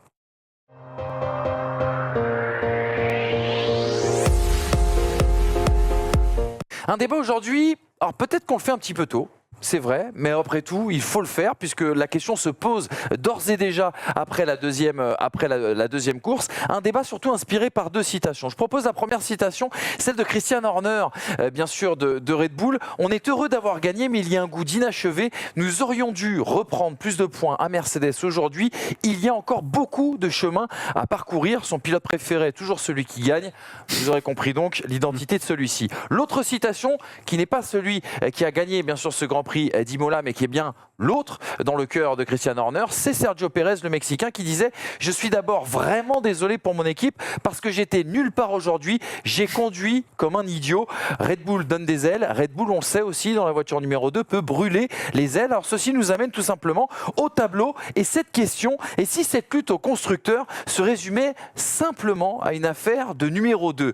On va parler du week-end de Valtteri Bottas, les qualifications ratées, puisque lorsqu'on conduit dans une Mercedes, on ne peut pas faire P8 sur la grille. Un rythme inquiétant en course, vous l'avez dit, à la lutte avec une Williams bloquée derrière Stroll. Un abandon sur accrochage et sur un accrochage avec Russell. Alex vient de vous en parler. 0 point à l'arrivée. Et puis du côté de Sergio Pérez, le week-end a été bien mieux parti avec des qualifications réussies, cette deuxième place sur la grille. 2 sorties de piste en course, une pénalité de 10 secondes, une difficulté à chauffer ses gommes. Mais le résultat est le même. C'est 0 point au final. Et le constat, au bout de 2 courses, il est quand même clair. 33 points d'écart entre Max Verstappen et Sergio Pérez, 28 points d'écart entre Lewis Hamilton et Valtteri Bottas. Qui va coûter le titre au championnat des constructeurs? Est-ce que c'est Sergio Pérez? Est-ce que c'est Valtteri Bottas? J'ai envie d'avoir un peu votre avis sur la question. En direct. Hein. Moi, je pense que c'est celui qui aura la voiture la plus difficile à piloter. À mon avis, c'est peut-être bête de dire comme ça, mais au final, je trouve que la Mercedes est beaucoup plus compliquée à gérer pour Valtteri Bottas que ce que n'est la Red Bull pour Sergio Pérez. Donc, à mon avis, on aura plus de facilité à voir Bottas. Au vu de ce qu'on a déjà vu en ce début de saison, c'est-à-dire que Bottas extrêmement en difficulté à Bahreïn, bon à Imola, mais pas dans les phases où c'était important finalement. Parce que c'est bien bon d'être World Champion of essai libre, hein, mais quand tu fais P8 à la qualification et que tu te retrouves bloqué derrière Stroll et qu'il se passe ça, bon, c'est pas de sa faute entièrement. L'idée, c'est de dire oui, tu ne ramènes pas les points quand il faut parce que ta voiture est compliquée à conduire. Et l'autre derrière, on a un pilote qui est extrêmement bon en course, c'est l'inverse de Valtteri Bottas, qui va aller chercher un peu de grappiller des positions, mais qui n'a pas cette expérience encore du très très haut de tableau et du coup qui a du mal à tout mettre bout à bout. Moi, aujourd'hui, je pense que Pérez a plus de chance et de facilité à tout mettre bout à bout que Valtteri Bottas n'en aura à s'acclimater à sa Mercedes. Même si Pérez est en apprentissage, on le rappelle, avec sa nouvelle voiture et sa Red Bull. Après, Valtteri Bottas, mine de rien, il est sur une série, je trouve, assez négative depuis la Turquie. Il fait 14, 8-8, 3 et 2, ou 2 et 3. Quelle mémoire. Et puis abandon hier. C'est le loto. Et le chiffre Son classement. complémentaire, le 77. Non, mais ce qui est inquiétant, en fait, c'est effectivement de voir Valtteri Bottas se retrouver dans le peloton, être incapable de dépasser Lance Stroll avec une Aston Martin, manifestement n'est pas celle qu'on attendait. Se retrouver déposé, ou quasi déposé par une Williams de George Russell à la régulière, hein, puisqu'il n'y a pas, à ma connaissance, il n'y a pas de problème sur la voiture de Valtteri Bottas. On va en trouver un. Il manque un mec. Alors, ok, il y a peut-être des petits... Enfin, on en parlait déjà il y a 3 semaines. Il y a encore du côté de Mercedes, ils doivent encore améliorer le manque de vitesse tout au bout de la ligne droite. Sur un tour de qualification, sur un tour de qualification, il semblerait qu'ils aient un problème au niveau de la température de la gomme. Ils ont une fenêtre d'utilisation qui est plus réduite par rapport à Red Bull. Mais à mes yeux, ça ne justifie pas que tu sois en difficulté en milieu de peloton, même si on dit depuis des années que Mercedes a du mal quand elle est en milieu de peloton. Et là, en l'occurrence, quand tu es Valtteri Bottas, tu ne peux pas te permettre de te retrouver à la lutte et d'être en difficulté face à Stroll et face à Russell. Je vais un petit peu défendre Valtteri Bottas sur cette course-là en question, parce qu'il faut comprendre une chose, c'est que Valtteri Bottas, depuis qu'il est arrivé chez Mercedes en 2017, il a toujours eu une voiture qui était au top et qui collait au sol, tout simplement. Oui, c'est vrai. Là, aujourd'hui, en 2021, il retrouve une Mercedes qui a une instabilité littérale, chronique, qui est horrible, qui au niveau de la réaccélération, à chaque réaccélération, sa limite, ça part en lambeaux. Dès qu'il y a du vent, la voiture, elle part en cacahuète. Mais Donc faut qu'il apprenne à s'adapter. Oui, mais s'adapter, bien sûr, mais pas en 2 courses. En 2 courses, s'adapter seulement en 2 courses. En 2 courses, Lewis Hamilton, il est en tête du championnat. Alors, on va pas revenir au débat sur Lewis Hamilton-Bottas, mais ne serait-ce que pour Valtteri Bottas, aujourd'hui, c'est plus comme... Non, mais tu vas commencer... Il est de mauvaise foi. Hein. Le cousin de Valtteri Bottas. Non, mais je me rappelle... aussi. Non, mais je me rappelle de tout ce qu'on disait l'année dernière, donc c'est tout. Et peu importe. Pour défendre Alex, comme dirait un certain Arsène Wenger, quand on est habitué au caviar, c'est dur de retourner aux saucisses. C'est vrai. En l'occurrence, la W12 commence un petit peu à être une merguez edition en termes de tenue de route. De tenue de route, l'arrière. Non, mais ce que je disais déjà la semaine. L'arrière est super instable. Non, mais il y a 3 semaines, c'est ce qu'on disait. De l'aspect mental, Verstappen, il était avec une voiture difficile l'année dernière. Il se retrouve avec un avion de chasse collé au sol. Et Lewis Hamilton, qui disait l'année dernière piloter la meilleure voiture de sa carrière, forcément, mentalement, il y a aussi une gestion et il va falloir. Mais à un moment, stop, il pilote une Mercedes, il pilote pas une Haas, quoi. Avec tout le respect que j'ai pour la Haas, ça reste une voiture compétitive, capable d'aller chercher à la régulière des podiums et des victoires. Mais est-il un pilote développeur? Est-il ce genre de pilote qui va dire le problème il vient de là, il faut qu'on fasse ça et du coup il faut qu'on règle ma voiture comme ça? Lewis Hamilton a prouvé que oui, et il arrive à s'en sortir. Maintenant, avec cette Mercedes, au point de faire des 2e places, au point de faire une 2e partie de Grand Prix fantastique et au point de gagner à Bahreïn. Valtteri Bottas n'a pas du tout réglé ce problème à l'arrière, encore. Il arrive sur certaines phases, mais en course, ça n'est pas du tout le cas. Et aujourd'hui, Sergio Pérez, lui, arrivera à s'acclimater à cette Red Bull-là. Est-ce que Valtteri Bottas va arriver à s'acclimater à cette Mercedes ? Je ne pense pas du tout. Et je vais aller plus loin. On va parler dans un deuxième temps. Je vous relancerai tout à l'heure sur le fait de la remise en question peut-être de l'un de ces deux garçons, voire des deux en cours de saison. Non, ne partez pas là-dessus tout de suite parce qu'on va en parler tout à l'heure. Mais est-ce que quelque part, il n'y a pas un souci aussi mental chez Valtteri Bottas ? Sergio Pérez, qui a réalisé la meilleure saison de sa carrière l'année dernière, même s'il change d'écurie et d'univers, on peut se dire qu'il peut compter en tout cas sur justement un mental en tout cas bien Oui, et puis c'est du bonus pour lui. Mais Bottas, tu l'as dit, et c'est très intéressant ce que tu disais, Hamza, il y a quelques instants, la dégringolade, elle ne date pas que de ce début de saison. On a l'impression que ça a commencé déjà dans la deuxième partie de saison Tu sais, ce dernière. qui m'inquiète, c'est qu'aujourd'hui, tu te retrouves avec un Valtteri Bottas qui est dans l'obligation de marquer des gros points. Ce qui n'était pas le cas la saison dernière. Donc, Exactement. c'était c'était du tourisme. Oui, Quoi. bien sûr. T'essayais de taper Lewis Hamilton pour le championnat, mais avec tout le respect que j'ai pour lui, t'essayais de taper. C'est le petit train Non qui mais remonte 5 très minutes. sérieusement, c'est Pierre Ignace, trois grands que prix. t'essayais de taper Lewis Hamilton pour le championnat, mais rapidement ou après une demi-saison, tu te rendais compte que c'était compliqué, voire pas possible. On a perdu Brice. Mais ce que je veux dire, c'est que il y avait pas la pression du résultat Bien parce sûr. que t'avais Red Bull, parce que t'avais Ferrari. Non, donc il était tranquille. Il faisait P2, P1 de temps en temps, P2, P3, P4, peu importe. Là, tu te retrouves avec la pression de Red Bull. Si c'est effectivement, comme tu le dis, un aspect mental, je ne le sais pas, mais si c'est un aspect mental, tu vas entrer dans un cercle vicieux, malheureusement, parce qu'il va se mettre encore plus de pression, parce que chaque course sera encore plus importante, parce que derrière, tu as Pérez qui va performer et que lui sera obligé de répondre. Et si tu rentres dans ce cercle vicieux, ça va être un enfer pour Bottas. Brice, Alex, je vous relance parce que quand on voit les déclarations quand même de... Regarde, il y a quand même un truc qui est aberrant hier. Hamilton se plante tout seul dans le mur, il fait une erreur, ça peut arriver. Il arrive devant les médias et il la concède. Valtteri Bottas, hier, ne peut pas être blanc comme neige et il n'a rien concédé. Est-ce que ça montre pas qu'il n'y a pas déjà un petit peu d'énervement, un petit peu de... Ça fait 3 ans que tout le monde concède tout à sa place déjà. C'est-à-dire que tout le monde le critique, tout le monde est sur lui. Il est obligé d'avoir cette posture défensive et avoir cette carapace-là. Parce que sinon, là, la pression, comme disait Hamza, elle venait que d'un côté. Il s'appelait Lewis Hamilton. On pouvait gentiment accepter que cette pression arrive que d'un côté. Là, elle arrive du côté de Red Bull et du côté de Max Verstappen, de Sergio Pérez, de Lewis Hamilton, d'Helmut Marko, de Christian Horner, Toto Wolff, de George Russell. C'est compliqué à gérer, c'est-à-dire que là, en fait, mentalement, il n'y a pas que la présence de Pérez, il y a aussi l'absence de Bottas qui va faire chuter les choses. Donc oui, tout arrive sur lui en même temps. La W12 moins performante, un pilote performant chez Red Bull, un pilote performant chez Williams. Ça doit commencer à fumer dans la tête du Finlandais, tel un sauna du côté d'Helsinki. Je pense que l'aspect mental de Bottas pourrait, et même très certainement, évoluer après ce Grand Prix des... Il va falloir. Hein. Parce que... C'est qui tout double un peu. C'est hein. qui tout double parce que, en fait, pour revenir un peu sur l'accident avec George Russell ne s'énerve pas de cette façon si c'est pas Bottas. Parce que, Et inversement. et sûrement inversement. Alors, inversement, je sais pas. En vrai, Ouais, inversement, non. Inversement, parce- Bottas fait peut-être pas son move si... Oui, Bottas ne fait pas sûrement si son c'est move, Russell, d'accord. Une derrière, Williams avec au volant George Russell qui le dépasse, lui dans la Mercedes, jamais de la vie. Hein. Franchement, je pense qu'il est beaucoup plus courtois hein, en J'en sais piste. rien, honnêtement. J'ai- Et la symbolique. Non, mais J'en sais rien, mais tout ce que je sais, c'est que Valtteri Bottas, sur ces dernières années, il a jamais été sale en piste, quoi. Non, On c'est parle vrai. d'un pilote mais c'est- relativement et là, propre c'est et relativement dommage, fair-play. tout d'un coup, il le serait, de toute façon. Et, Non, moi, je pense. C'est un débat parallèle parce qu'on. Tout à l'heure, tu parlais du décryptage.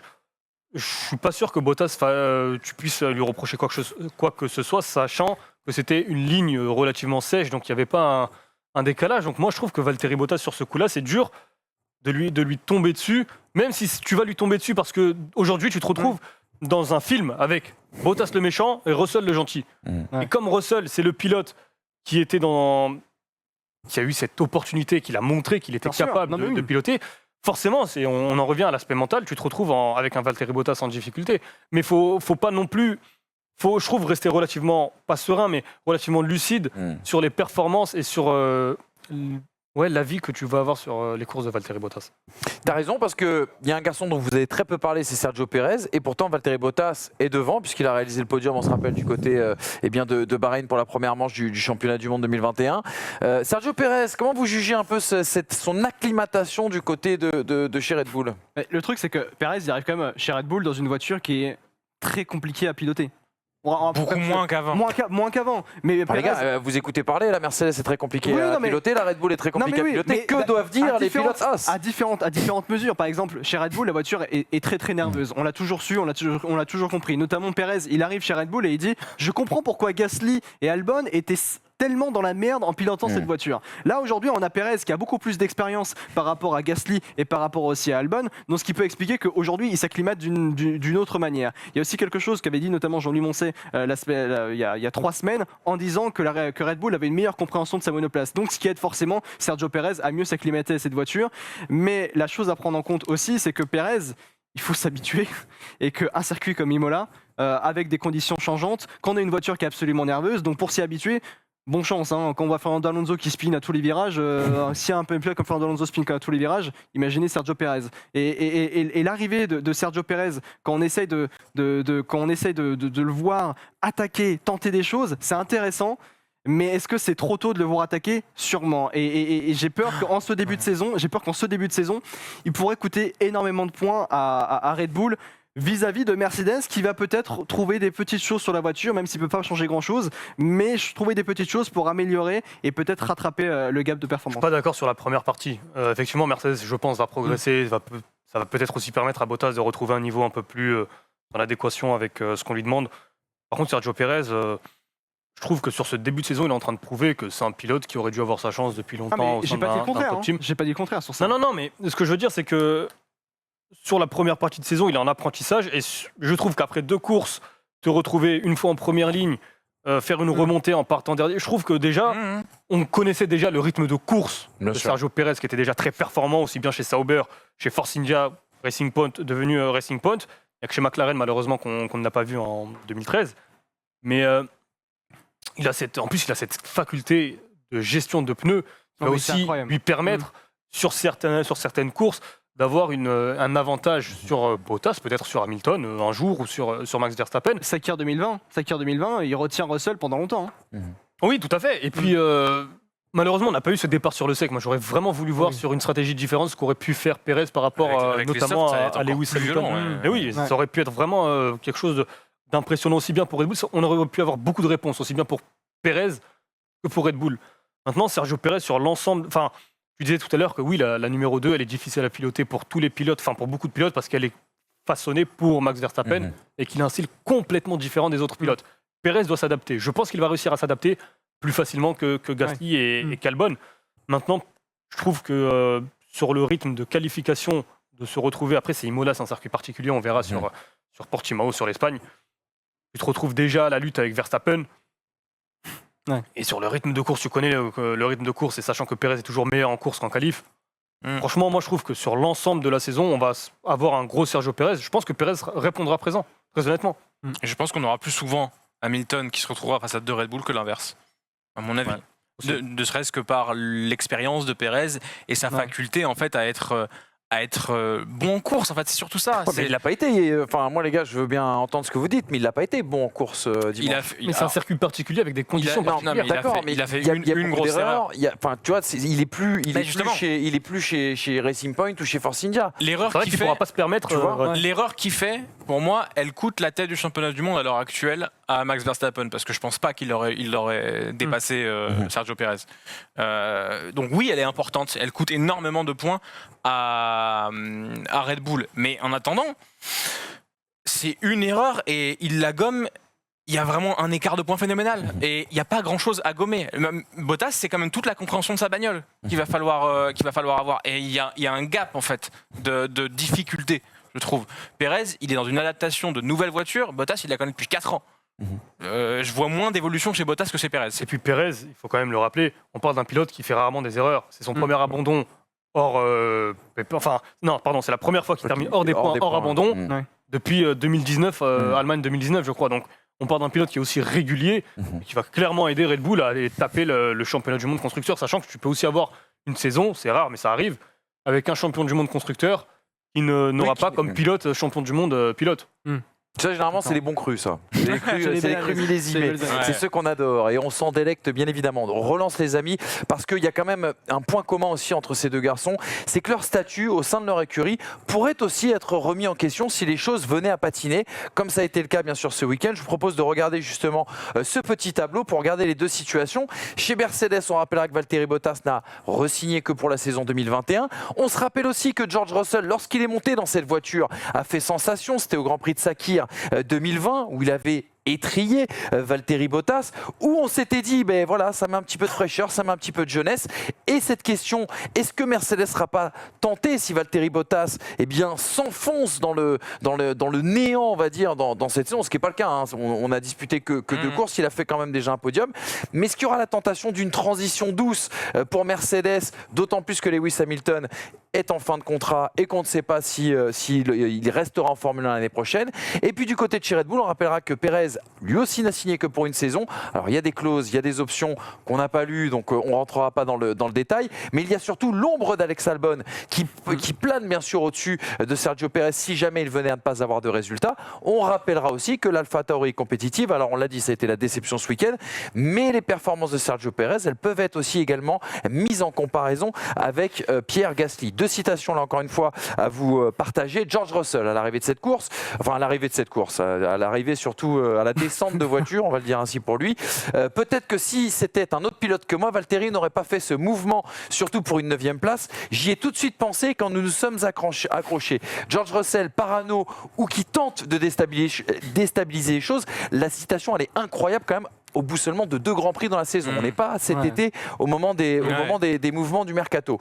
Toto Wolff qui répond derrière, je n'ai pas encore vu George, je ne cesse de le motiver en lui disant que s'il fait du bon boulot, il pourra piloter une Mercedes, sinon il ira en Renault Clio Cup. Aujourd'hui on est plus près de... Enfin bref, je ne l'ai pas très bien fait. Aujourd'hui on est plus près de la Renault Clio Cup. Demande à Brice pour les... Non mais en plus je l'ai fait, on l'a essayé en tête. Vidéo bonus. Ça marchait très bien en tête. Est-ce que ces deux garçons peuvent être remis en question cette saison? Est-ce qu'il n'y a pas un énorme danger qui plane au-dessus de leur tête? C'est la politique de Mercedes qui va être mise en question très rapidement, je trouve. À vouloir miser sur la tranquillité avec la reconduction de Valtteri Bottas, tu te retrouves dans une situation, je pense très honnêtement, ils auraient pu s'éviter ce type de situation s'ils avaient mis Russell avec Lewis Hamilton. Alors on en a parlé déjà la saison dernière. Après c'est une gestion.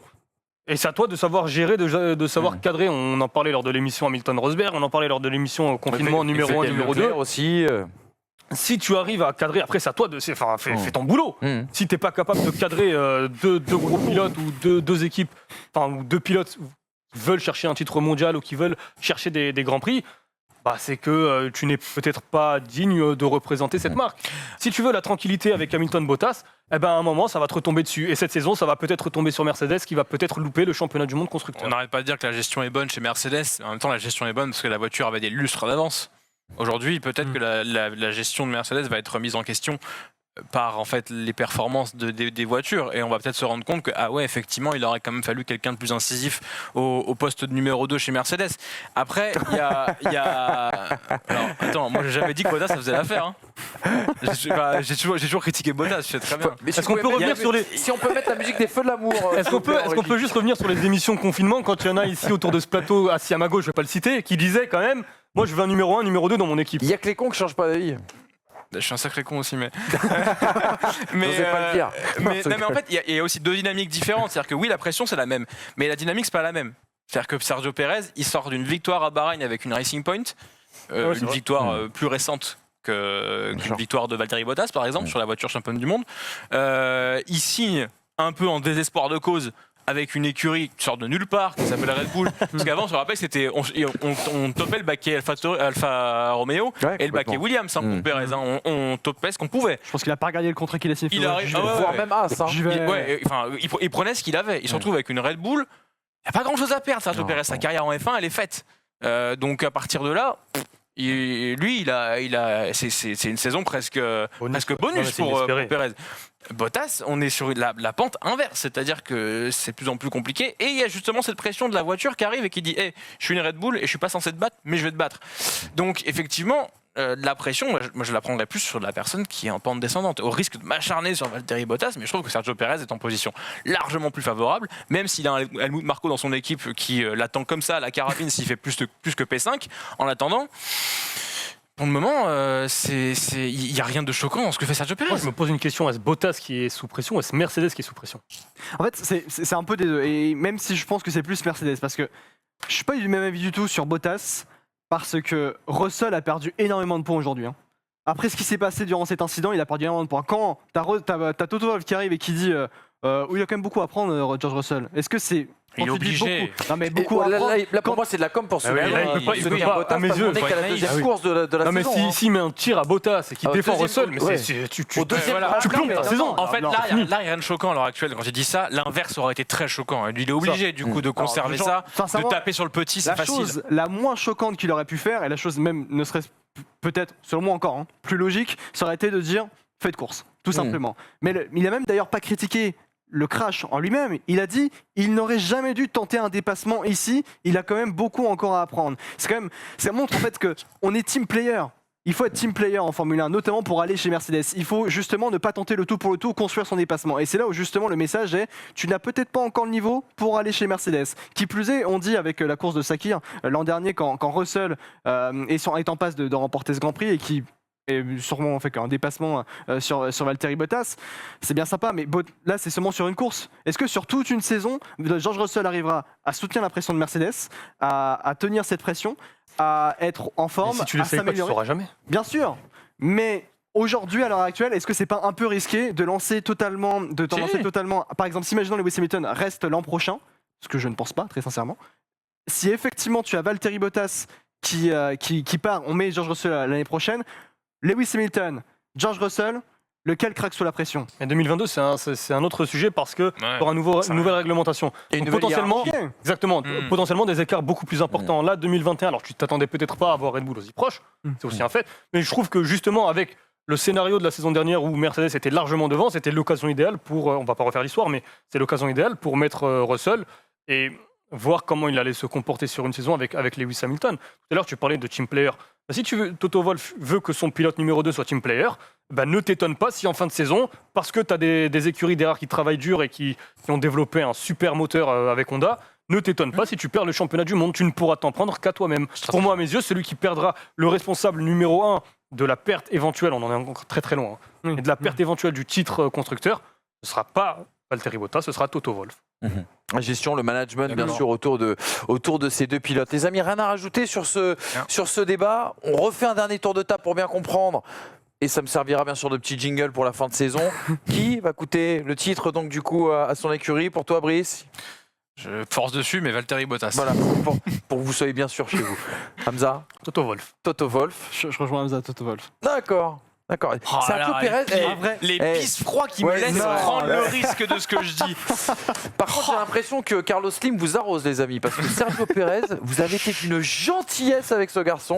On saura être méchant en temps voulu, C'est t'inquiète un pas. bilan aussi sur l'ensemble de sa T'as carrière, tout ce qu'il a prouvé chez Racing Point. T'as raison, exactement. N'hésitez pas bien sûr à participer à tout ceci en commentaire. J'ai envie d'avoir votre avis. Vous nous notez, vous, votre avis sur le débat qu'on vient d'avoir, bien évidemment, sur les réseaux sociaux aussi, Instagram, Twitter. Mais avant cela, il faut faire le quiz quand même, les amis.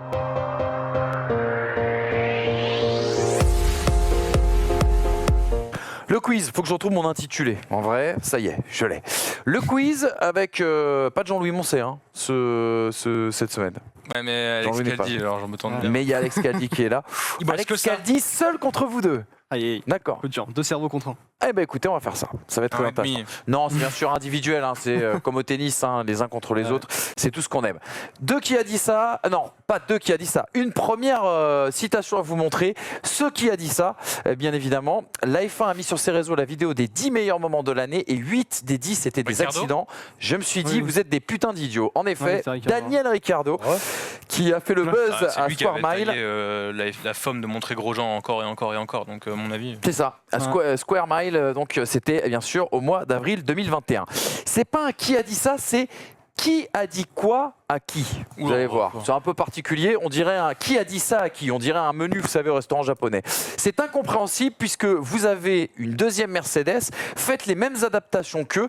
Regardez, le Lorec fonctionne ici puisque Mercedes est en pôle. Ah, Horner C'est Horner. pas Horner. Marco, du coup. Marco à Omedia. Non, Marco à Safnauer ou Oui. Horner à Safnauer. Il est là. oui, Horner, Marco à Marco Safnauer. Ça fait 2-0-0 pour Brice. Helmut Marco, voilà, qui part, qui devrait partir une semaine aux Seychelles avec notre ami Pierrot. On t'embrasse, Pierrot, bien évidemment. Bonnes vacances avec Helmut. Tu lui passeras le bonjour. Une petite question, elle vaut 2 points, celle-ci. Ah, peut-être qu'il y en a un qui peut égaliser. Allez. La question va s'afficher. Vous allez voir. Avec quel pilote et en quelle année Honda avait gagné pour la dernière fois à Imola? Il me faut les deux. Senna Me faites 80. pas- Ouais. Il est là. Ah, Il égalise. Senna 91. Bien vu. Bien vu. Oh là là, je vais dire Jensen Button 2004. hein. On n'est pas remonté aussi loin. Puisqu'on parle de Honda, les amis, je vous ai préparé Oh non. une petite énumération des familles Non. qui me plaît Oh, beaucoup. Non, pas Qui me cette plaît écurie. beaucoup. Les 14, il y a eu 14 vainqueurs en Grand Prix avec un moteur Honda et je peux vous dire que j'étais très gentil parce que j'aurais pu ne pas mettre la précision de Honda et Mugen Honda. Ce qui aurait compliqué toutes les Ouais. choses. Ah, 14 vainqueurs en Grand Prix avec Honda et Mugen Honda, il n'y a que des grands pilotes, à 2 exceptions près. Ok. Qui commence Alex est à 0. Hamza aussi. Non, là, il vient de marquer 2 points. Autant te pour calmes. moi. Il vient de marquer 2 points. Max Verstappen. Sachant que ça vaudra 3 points. Ouais, j'ai oublié de vous le dire. Max Verstappen, c'est ça? Oui, forcément, Max Verstappen. Ah, c'est chiant là. Senna. Bah oui. Merci. Pierre Gasly. Ben oui. Alain Prost. Alain Prost, oui. Alors là, par contre. Alors ça commence. Hein. Jensen Button. Jenson Button, bravo. C'était en Ouh, j'allais dire 2006 en J'allais dire une Hongrie. connerie. Hein. J'ai enlevé ça, moi. C'est à toi Oula. Je veux dire une Je connerie. vais dire- t'inquiète je- pas. Est-ce qu'il n'y aurait pas Nigel Mansell? Il y a Nigel J'y ai Mansell, pensé. bien évidemment, à l'époque où Williams était motorisé par Honda. Nigel Mansell qui a gagné aussi, bien sûr, sur la McLaren Honda. Je viens de vous donner un indice, les amis, de grande qualité. Pensez qu'il y a Mugen Honda aussi, hein, je dis ça, je dis rien. Ouais, tu. Non, on n'a cité que Honda pour le moment. Ouais, j'ai aucune idée et je vais dire Niki Lauda. Niki. En quelle année en quel, Début des années 80 non. quand... Non, bah non, voilà. Non, non, c'était un moteur Porsche, je Porsche, crois, à oui. l'époque. Tac Porsche. Aïe, aïe. Élimination d'Alex Caldi, le mano à mano entre tic et tac. Oh là Qui là, de ça tic, va aller- qui de ça va aller tac très, va très l'emporter aujourd'hui. Honnêtement, ça va aller très très vite. Réfléchissez bien, les gars. Réfléchissez bien. Il y en a certains que vous n'avez pas cités qui sont évidents. Fittipaldi. Je vous rappelle, vous avez cité Pierre Gasly, vous avez cité Jenson Button, vous avez cité Max Verstappen, vous avez cité Ayrton Senna, Alain Hein Prost, Nigel Mansell. Fittipaldi. Fittipaldi, non. Non, non. Ouais, non, Non, pas de Fittipaldi. Brice, t'en as un. N'oubliez pas Mugen Honda. Vous avez oublié complètement Ouais, Mugen mais Honda. en fait, Ça me rend super triste, vraiment. Est-ce qu'il n'y aurait pas Damon Hill Eh dedans mais si, voilà. Ah, j'ai- Voilà, bien sûr, bien sûr. Damon Hill. Sachez une chose, il y a toujours Damon Il y a Hill toujours dans un Damon Hill quiz dans les avec quiz des Manu. pistonnets. Sinon, c'est que je suis mort. C'est pas une émission. Il y avait Damon Hill, bon, victoire de Brice, je te donne les 3 points. Il y avait Damon Hill, il y avait Ensar Alfrenzen, forcément Il n'y a 99. pas Il y de avait Schumacher, Olivier Panis, les amis, 96, Ah, le oui, moteur d'Aligier. Olive. Puisque vous avez cité Nigel Mansell, il fallait retrouver aussi également Nelson Piquet. Ah, j'aurais pas osé, tu vois. Il y avait aussi également Keke Rosberg, John Surtees. Ah, oui, bah Honda. oui, bah oui, bah Eh oui, bah oui. oui. Et puis il y avait aussi un certain Richie Ginter. Alors là, si vous me l'avez Jamais de la trouvé, vie. je pense que je vous aurais offert carrément un resto La en Ricardo sortant Cagnon, de ça. cette émission. Bien sûr. Est-ce qu'on a le temps? Non, j'allais vous faire un petit Roland Garros adapté à la Formule 1, mais non, pas pour aujourd'hui. Oh. On s'arrête ici. Tu veux en faire un? Ah ouais, Allez, vraiment. j'en lance un. Ouais, Roland Garros, il y a- c'est il y a- carrément il y a- il y a- Allez, on en lance un. Allez, très rapidement, je sais que ça fait plaisir à vous chez vous. Pourquoi j'étais sur TikTok là? Bizarre, tiens. J'ai pas l'application, mais je regardais des trucs bizarres moi encore. Allez, je vais sortir un nom de pilote. Je vais sortir un nom de pilote et on Ça, va ça va être partir tiens, compliqué, hein. sur un grand chouchou. Attends, on est à 2 contre 1 ou pas du coup? Parce que c'est un truc en ping-pong ça, non? On va se le faire en trio. Ok.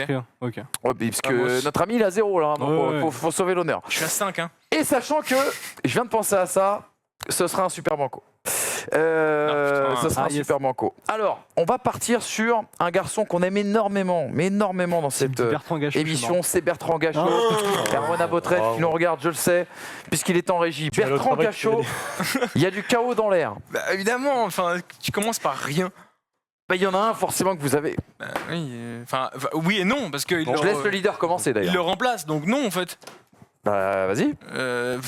Michael Schumacher, mais non, enfin. Mais non, il est plus simple que ça. Oh là là, quelle image. Oh là là. Deux Mercedes. Oh non. Enfin, quelqu'un en a un. Excuse-moi. Hein, mais Il y en a un, c'est sûr. On fait la vanne depuis. On fait une vanne. Ça fait 2 ans et 3 ans que ça dure. Même Erwan, il l'a chez lui. Là, il est en train de casser sa télé. Ouais, enfin, c'est pas comme si t'étais très loin. Oh là, je sais pas, hein. Ah, Belmondo, non? Pas ça? Ouais, peut-être. Boutsen. Essaye, vas-y. Ouais, je C'est à toi. suis En fait, on est tous les trois ensemble. Il est fébrile. Ouais, j'avoue. Non, mais salut, en fait, Allez-y, salut. allez-y. Manu. Je sais pas, Boutsen, Thierry Boutsen. Non, moi je Ça aurait été incroyable. Non. Pas ça. Belmondo. Oui, voilà. Il me la doit, hein. Oh là là. Victor de Brice. Victor de Brice, mais qui partage son trophée, bien sûr, Oh là, avec, incroyable. Je suis aussi cousin avec avec Hamza Bataille, Rahmani. Bottas, bon, Les ouais. amis, prochain Grand Prix, c'est Portimao, très rapidement. Oui. C'est qui le vainqueur? C'est qui le vainqueur? Wow. Verstappen. Oui, Non, Max. Pérez, tiens, allez. Pérez. Pérez. Max. Allez, c'est quoi Bottas? Pérez. D'accord, Bottas, Max. Pérez, Max C'est le meilleur Verstappen. circuit du monde. Hein. D'accord, C'est d'accord, pas le meilleur d'accord. pilote du monde. Hein. Très bien. Ça, on peut pas dire. Les amis, on se retrouvera justement le mercredi 5 mai après le Grand Prix du Portugal. J'espère que cette émission vous a régalé. En tout cas, on était très contents de vous faire une émission un petit peu à l'ancienne parce que vous allez voir, on va vous proposer des surprises semaine après semaine avec des invités qui vont venir nous rejoindre. D'ailleurs, je tiens à le dire, merci pour ton décryptage, mon cher Alex. Merci beaucoup. Et que le décryptage n'est pas figé dans le marbre. Des fois, il y aura des interviews comme avec Jean-Louis Moncey, il peut y avoir des papiers d'humeur, il y aura des petites chroniques. On va essayer de travailler sur plein de supports, plein de petites nouveautés qui vont arriver. Et surtout, il paraît qu'on pourrait vous faire quelques petites annonces dans les jours qui viennent. Alors restez connectés aussi bien sur le Twitter que sur l'Instagram parce que ça risque de décoller. Bonne journée à toutes et à tous les amis. N'oubliez pas, vous commentez, le petit pouce, le petit like et toute la force qui va avec. Merci à tous.